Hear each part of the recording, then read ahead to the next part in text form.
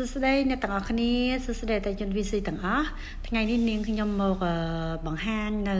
ត្រីងៀតចានេះគឺជាត្រីស្រែដែលនាងខ្ញុំយកមកធ្វើត្រីងៀតណាអ្នកទាំងអស់គ្នាចាហើយនេះគឺជាការលាងទឹករបស់នាងខ្ញុំទៅលើត្រីចាហើយនិយាយរួមទៅលាងចង់ចូល20ទឹកអ្នកទាំងអស់គ្នាអើយរំបានចេញមកបែបហ្នឹងណាអ្នកទាំងអស់គ្នាចាហើយនេះគឺជារូបរាងនៃការសម្អាតត្រីតម្រាំទៅបានចេញជាត្រីងៀតមិនងាយស្រួលទេអ្នកទាំងអស់គ្នាចាហើយអីដែលសំខាន់នោះគឺអ្នកទាំងអស់គ្នាឃើញលាងតតែចូលដល់20ទឹកតត្រីនឹងទឹកឡើងថ្លាតែម្ដងអ្នកទាំងអស់គ្នាបានខ្ញុំយកមកប្រឡាក់គ្រឿងប្រឡាក់អីចឹងណាអ្នកទាំងអស់គ្នាហើយពេលដែលប្រឡាក់ហើយណាទាំងអស់គ្នាគឺយកទៅ5ថ្ងៃ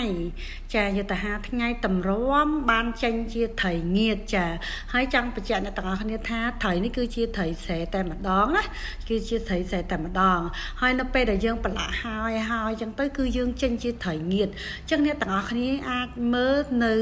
ការដែលខ្ញុំធ្វើនេះហើយគឺជាលទ្ធផលដែលចេញជាត្រីងៀត3ថ្ងៃបាន5ស្ងួតអ្នកទាំងអស់គ្នាឲ្យ5នឹងថ្ងៃចាហើយអីដែលសំខាន់នោះគឺ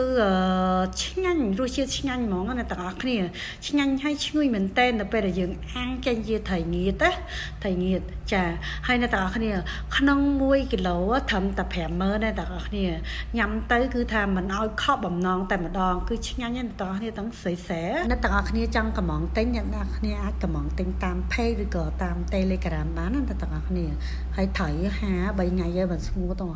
5ចងមុងអ្នកទាំងអស់គ្នាចងមុងអាពណ៌ខៀវអានេះដោយសារតែខ្ញុំថតទេខ្ញុំដកមុងចេញហើយអ្នកទាំងអស់គ្នាឃើញត្រីនេះអានេះចូល3ថ្ងៃហើយឡើងស្ងួតហ្មងស្ងួតនិយាយរួម